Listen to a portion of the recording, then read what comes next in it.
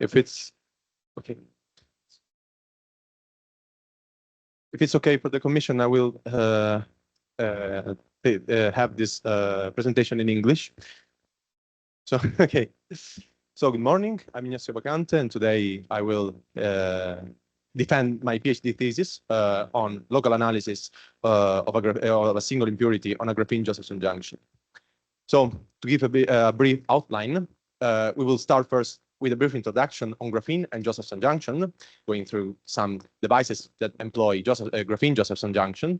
We will give some details on the theoretical framework, which is based on Dirac Bogoliubov approach, and then we will give also some other theoretical details about short-range impurities, and especially we will introduce the local density of states, which is the quantity of interest to calculate and the effects of a single impurity.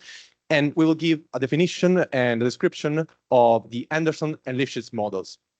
The core of this research is basically the effects that a single impurity has on put in the normal phase on a graphene Josephson junction. We will give the result that we have of the local density of states as a function of energy, and the analysis that we did in real space, in which we performed Fourier analysis on the local density of states as a function of the position, the transverse position in the real space. Now, we will start, of course, from the introduction. Now, very briefly, we all know graphene, and graphene is just a single atom thick layer of carbon atoms. So it's called a 2D material, which is arranged in an hexagonal lattice, as you can see here, and this is called the honeycomb lattice. Now, the peculiarity of graphene, which to which it owes its glory, let's say, in the scientific literature, are mainly due to its band structure that you can see here in the middle. Now, its band structure is the one of a gapless semiconductor, in which on the Dirac point in the reciprocal space, so K and K prime, we have that the bands cross each other in a conical shape, as you can see here on the right. And this linear dispersion relation allows to consider electrons inside graphene as relativistic particles. This actually is very handy in a graphene device because we can tune the nature of the carrier just modifying the Fermi energy, so basically applying a gate voltage in graphene devices. Now, a graphene Josephson junction is a so-called SNES, so superconductor, normal phase, and superconductor Josephson junction, as you can see here, in which the normal phase region is made by a monolayer graphene.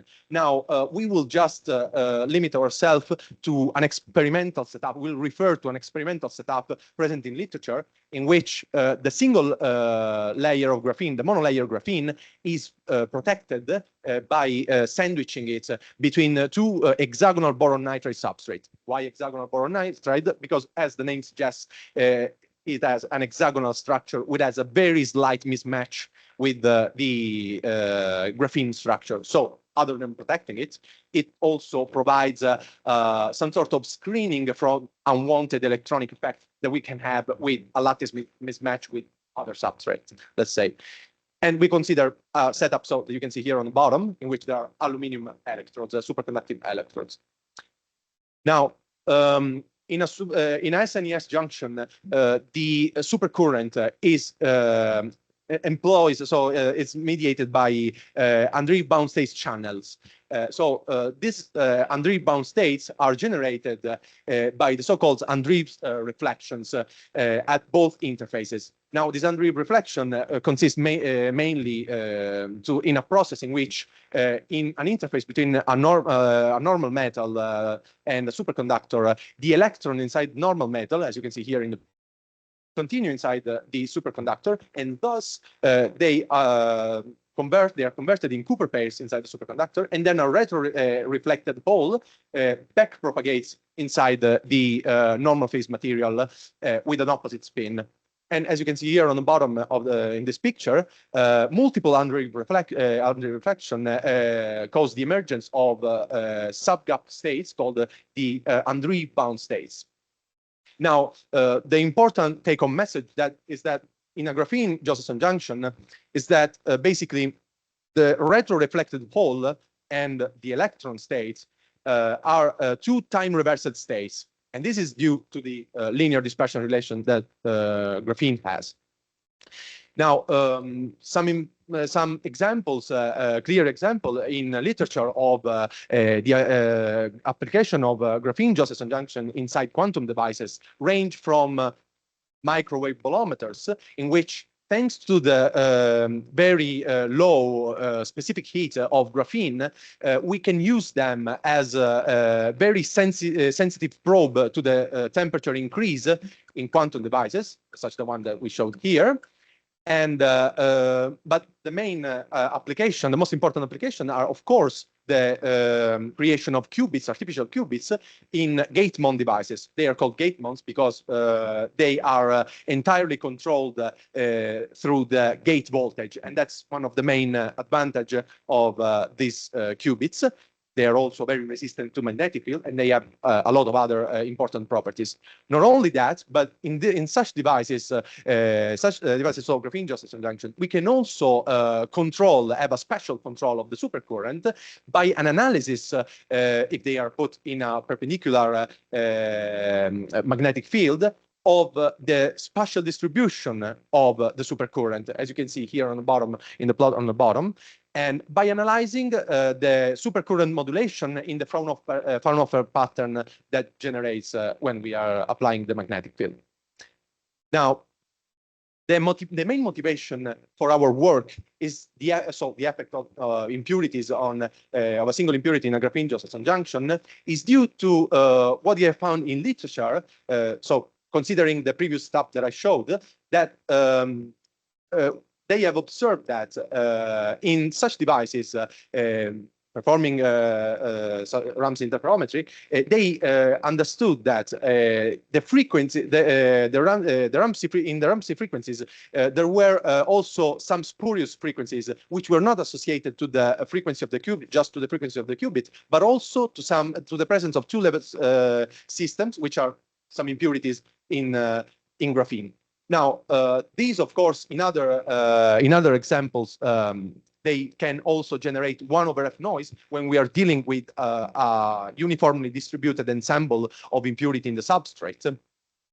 And so, motivated by these results, we will now give some details about the model. As I said, we are employing the Dirac-Bogoliubov-Dejean approach. Dirac because we are talking about graphene, so we are talking about relativistic particles, and so we have some kind of reminiscent of a relativistic approach for the part of graphene, as you can see here in the Hamiltonian. The other part is the superconductive coupling. We have chosen a spinorial representation for this Hamiltonian, so a block representation in which we are in a representation which is the tensor product of the sigma and which can be represented by the sigma and tau Pauli operators. The sigma operators are the one that pertains to the sublattice space, so A and B sublattice, in which usually the graphene lattice is divided, which is an hexagonal lattice divided into two triangular sublattice, and tau, the Valley space. Now, we have chosen to give for these parameters a step-like, for these quantities, we approximated to a step-like profile for the superconducting gap and the phase difference and scalar potential across the junction. We are putting ourselves in the high doping regime. So within this framework, we retrieved the eigenfunction for this system that you can see here on the bottom, starting from the superconducting ones, and then going inside the graphene region, employing the so-called transfer matrix formalism, in which we use the transfer matrix operator at the left interface, and then we build the eigenfunction in the normal phase, multiplying by the transfer matrix. Transfer matrix is defined in this way, with this differential equation. And as you can see here, is given a detail of its form in the tau sigma representation. And we have derived the Dirac-Bogoliubov-Dejean equation, which actually, thanks to which we retrieved the Andreev bound state spectrum by imposing the continuity on the two interfaces on these eigenfunctions. Now, some analytical results of the Andreev bound state spectrum have been given already in the past, thanks to Tito Benbenacker, the works of Tito Benbenacker, in which, so the Andreev bound state can be retrieved analytically and has this form that you can see here in the plot, in which the minima of the upper band or the maxima of the lower bands represent the most transmissive states. Now, in the short junction limits, this can be only obtained in the short junction limits when the length of the junction, which is basically the extension of the normal phase region in the direction of the supercurrent, is way shorter than the coherence length of the superconductor. Now, in these limits, you can have analytical solution, but in our work, we explicitly consider a finite but still short length of the junction, here defined by pi over 20c, and we obtain numerically the Andreev bound state spectrum, and we obtain this result in which the spectrum has almost the same form of the analytical one, which is here represented as dashed line. Now, this actually allows, in this representation, even though we consider a finite length, as I said, we are still in the short junction, we are still dealing with the short junction, and so we can safely neglect, we only consider these two bands, and we can safely neglect the states coming from the so-called Andreev continuum, which have an energy which is higher than the superconducting gap. Because they are still in this approximation, so in this regime, they are still phase independent, and being phase independent, their contribution to the supercurrent is negligible. Now, let's speak about the addition of a single short-range impurity. We will start from the Anderson model. Now, in the Anderson model, we are dealing with, let's just say, to give an experimental idea of what we are talking about, with, let's say, absorbed atom in graphene or substitutional impurities, for example, a transition metal inside, in place of a carbon atom. Now, these impurities, in this impurity model, actually, what happens is that in our spinorial representation, the impurity introduces a new degree of freedom, and it's represented, energetically speaking, as a two-level system, as you can see here in the sketch that I made. Now, this impurity, we will consider from here onward all our single impurities in the junction to be put in the center of the graphene region, here at R0. Now, in the Anderson impurity, the key point is that this impurity acts as a source of inelastic scattering, meaning that because in an Anderson impurity, what happens is that the orbital of the impurities are, there is an hybridization of the orbital of the impurities with the one of graphene. And so there is both an energy and momentum transfer. Now, the Hamiltonian is one like the one that I wrote here, in which there is a term related to pertaining to the impurity, and another one, which is the tunneling between the minima of the Andreev bound spectrum to the impurity states. Now, in our formalism, we will define the impurity Hamiltonian in second quantization with a new spinor operator, phi d, which introduces the new degrees of freedom.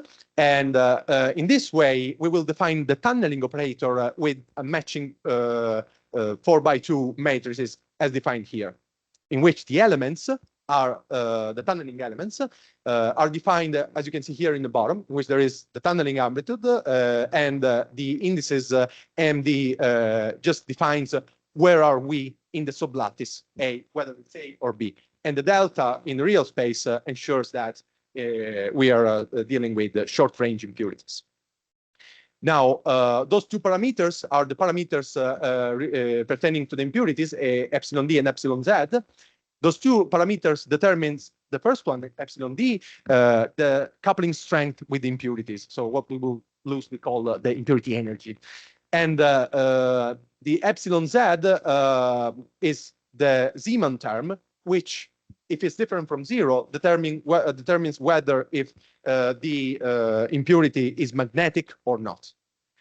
Now, to retrieve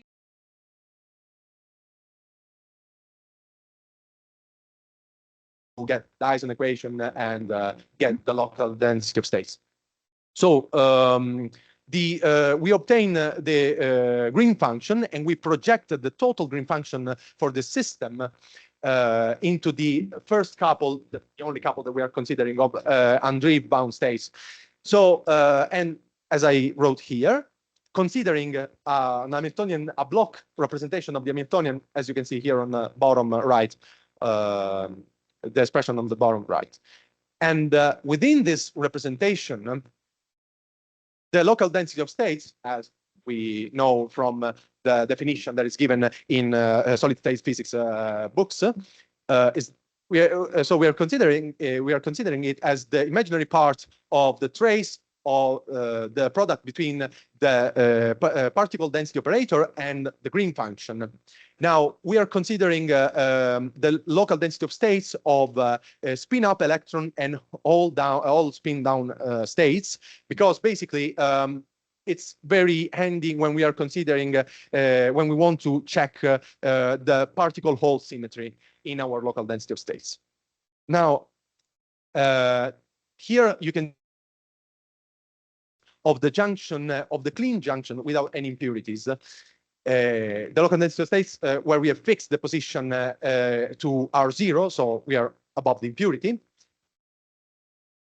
Density of states as a function of the energy. Now, as expected, we have maxima at the so at the extrema of the Andreev bound state spectrum, and we also recover the gap between the minima of the spectrum, which is 2 delta here, which and such energy interval will be called the mini gap, which is defined where delta is defined as you can see here above. So the minimum of the Andreev bound state spectrum. Now, the effect that a single non-magnetic, we will first consider a single non-magnetic impurity, and a single non-magnetic impurity will cause in the local density of states, as you can see here, 2 symmetric peaks, symmetric in the sense that they are particle hole symmetric, and which is coherent with the fact that the time reversal symmetry is not broken, is still preserved. And such peaks, we have also checked, we also calculated the local density of states in the point R prime, so at the interface, where all the peaks that we get are sort of low the impurity. And also now we also have considered a magnetic impurity in which epsilon z is different from 0 now. In the magnetic case, as expected, these impurity peaks are now not symmetric anymore, and the local density of states is not symmetric anymore because now the time reversal symmetry is broken thanks to the magnetic term in the impurity. As you can see, also those peaks are rigidly shifted to the right thanks to the Zeeman shift. Now, going to the Lifshitz impurity model, the Lifshitz impurity model describes instead of generating inelastic scattering, generates elastic scattering, and we can think in a realistic experimental setup that can be, let's say, a vacancy. Let's just say a vacancy in the graphene lattice, and is defined by this potential in which UD and UZ have, let's just say, a similar role to the epsilon D and epsilon Z, in which if UZ is 0, we have a non-magnetic impurity, and vice versa. Now, in literature, we know that in such experimental setup, if we consider this kind of impurity, we don't have any, in the short junction limit, we don't have any effect on the Andreev bound state spectrum.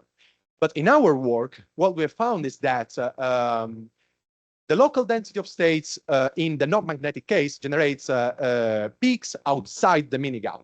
And there is no way, regardless of the choice of UD and UZ values, to have impurity peaks inside the mini-gap. This can be considered as a consequence of, this expected as a consequence of the Anderson localization theorem. And also in the magnetic case, while in the magnetic case, for some range of parameters, the impurity peaks can actually get inside the mini-gap. And this happens because, as said earlier, while the non-magnetic impurity does not break the Cooper pairs, here the magnetic one does. So let's now go to the final part in which we consider the local density of states as a function of the position. Now, we have calculated the local density of states in a 2D domain, as you can see here in the color maps, and we can already see that in these 2D domains, if we move on the y direction, the one which is the transverse direction to the junction, we can see some, let's say, oscillatory patterns. And to analyze this oscillation, we have fixed the x position, the position on the x axis to R and R0, and we have scanned through the y direction of the junction. Now, the results more clear in a 2D plots here. Those reveals that we have an oscillatory decreasing trend. So the impurity creates those oscillatory decreasing trend, which are linked to the Fermi energy in graphene. And performing the Fourier analysis on this oscillation, we see that in the bottom plots, if we plot some vertical lines in correspondence to the weight number of the more transmissive states, we have that the peaks in the maxima in, except for the one at k equal to 0, of course, for the other ones correspond to the most transmissive states. Now, and those results persist also in the if you also consider the hold down the hold down local density of states. Now,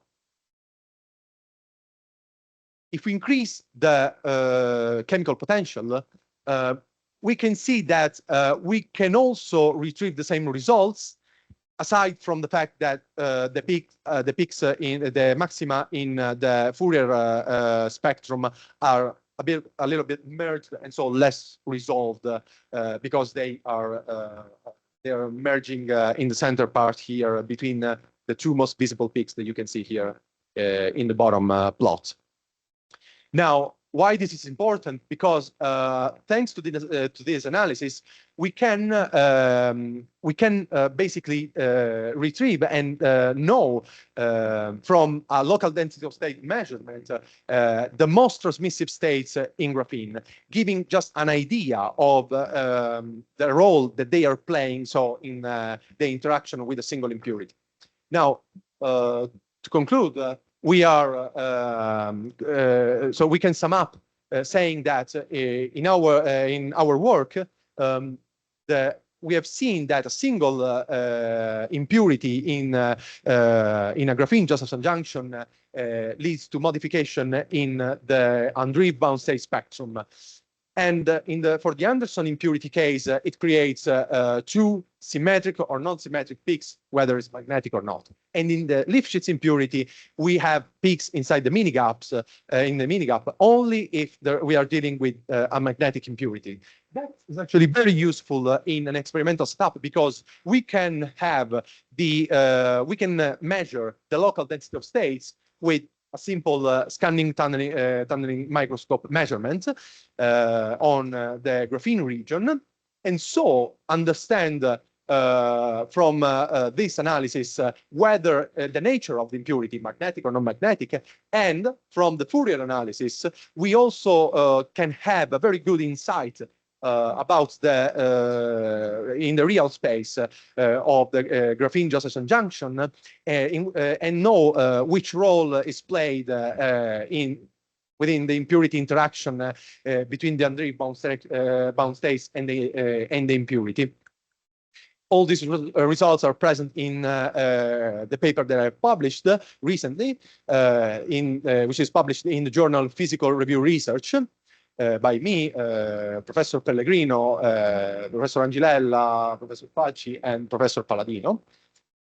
And with these results shown, I say thanks for your attention, and I conclude my